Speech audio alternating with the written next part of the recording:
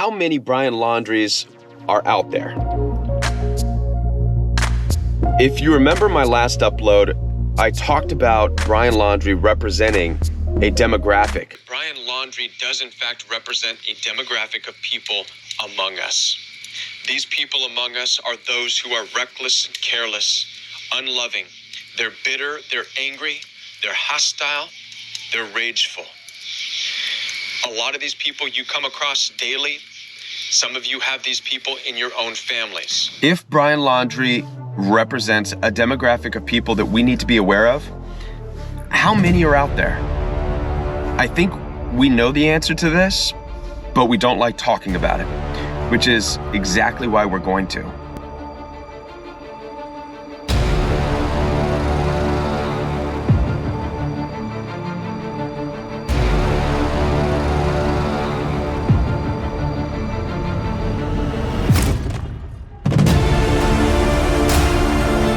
There's a reason why your trust is broken.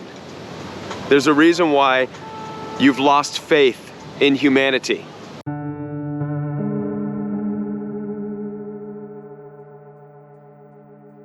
Perhaps our faith was never supposed to be with humanity to begin with.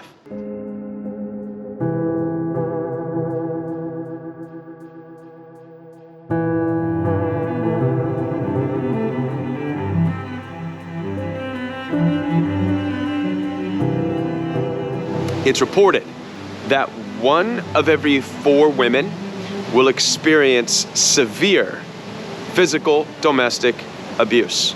Severe meaning hospitalization or law enforcement called.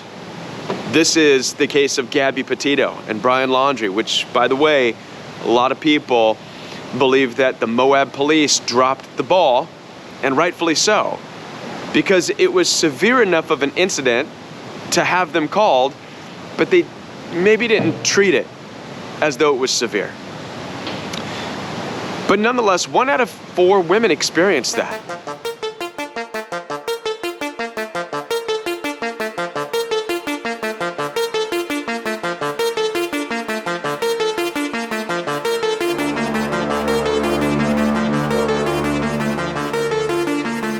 We're not going to pretend that men don't experience abuse as well.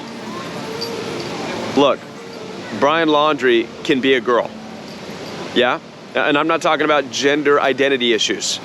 I mean the same evil that exists within Brian Laundrie, the hostility, the rage, the anger, the ability to snap, that also lives within inside women, does it not? According to the same statistics from the NCADV, 1 in every 9 men experience some form of physical, severe abuse, meaning hospitalization, law enforcement called. This is the Johnny Depp getting his finger sewed back on because Amber Heard hit him with a bottle, right? This is real. This is the reality that we live in.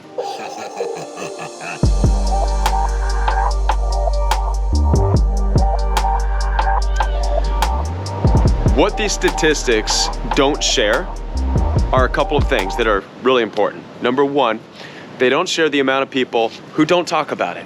The ones who keep their mouths shut, don't feel like they're able to share. This, by the way, represents a lot of the generations before us, our grandparents and our parents, right? What happens in the family stays within the family. They had that mentality. Things get swept under the rug. So there's people who don't feel they can talk about it. And by the way, that also trickled down into my generation, your generation. Comes in the form of, don't cry, I'll give you something to cry about, right? How many of you have heard that? And that's hard, because we were learned to stay silent. We were learned not to talk about certain things. Unfortunately, the church became no help in the situation either, because their response was to just be loving, right? Continue to love.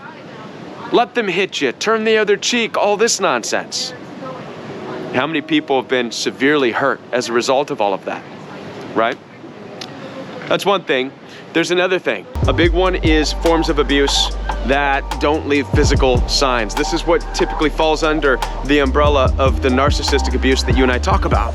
Gaslighting, smear campaigns, demeaning, devaluing comments, verbal, mental, emotional abuse. I mean, how do you even begin to start talking about these things when they're taking place?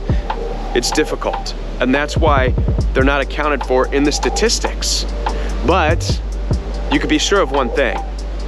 When it comes to the abusive nature of people, whether it's physical abuse or mental, emotional, verbal abuse, it comes from the same place in their heart.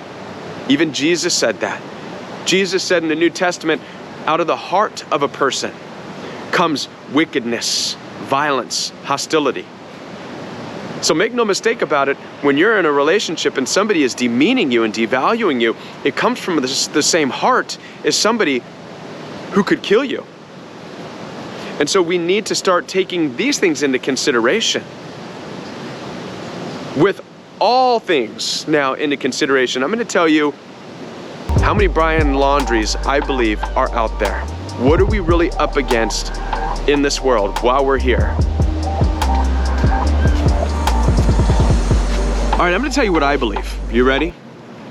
I believe that 50% of the population is abusive. 50%. 1 out of every 2 people can be Brian Laundrie. Men and women. Now, I know that this isn't reflected in the statistics because of the things that we just talked about, but nonetheless, I believe it's backed up biblically. In fact, I believe the ancient story of Cain and Abel gives us this image.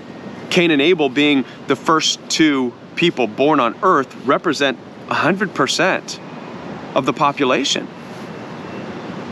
And what do we see?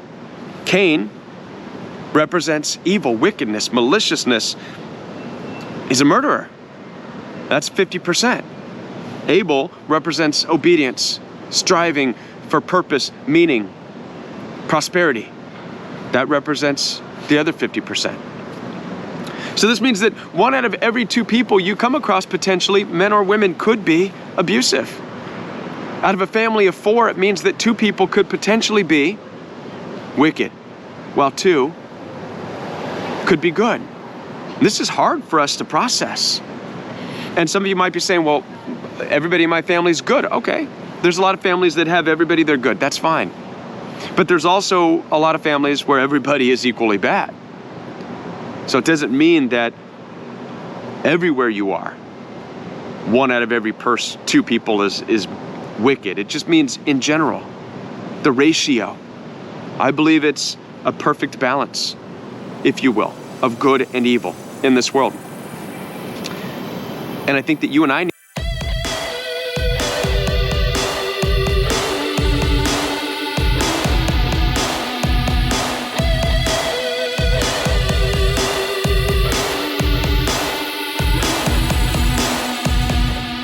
Listen, we're not here to become paranoid. That's not what this message is about. What does the Bible say? The Bible says that God did not give you a spirit of fear, but of power, of love, and of a sound mind. Right? The most important one is a sound mind. We're here just to bring awareness, because with awareness comes wisdom. With wisdom comes discernment.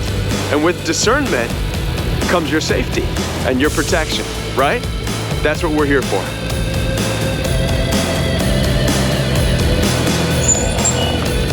So, what exactly do we do with this understanding, right? Well, the goal is to live your life finding peace and prosperity and purpose and meaning. And you can absolutely do that. But it begins with this awareness and understanding of, first of all, who you are, and then second of all, who other people around you are, and then doing your best not to intermingle with people and places and things that you really have no business being a part of. That's really what this is all about.